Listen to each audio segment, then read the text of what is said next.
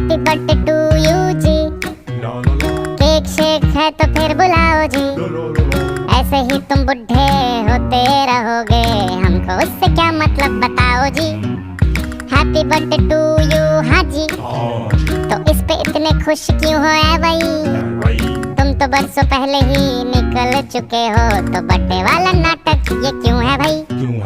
Candle शैंडल फूंक से बुझा के, बेसुरों की भीड़ फालतू में लगवा के, बर्थडे वाला सॉन्ग जोर जोर से गवाते हो, हमसे ताली शाली का हजामत करवाते हो। ये सब नौटंकी फिर भी चलो झेल लें, केक शेक और स्टार्टर्स भर भर के आए प्लेट में, घर जाके फिर से डिनर न मंगवाना हो, चूहे ना दौड़े पेट में रात के 1:45। हैप्पी बर्थडे टू यू जी। सोच समझ के इनवाइट भिजवाओ जी, अगर पेट पूजा का फुल इंतजाम है तो ही न्योता। আরে ডাকো, মুখে কোনো কথা বলে না। ইয়ে ছেলেও কেমন আর বাপও কেমন। নিয়ে দে বাবার দিকে তাকা। এ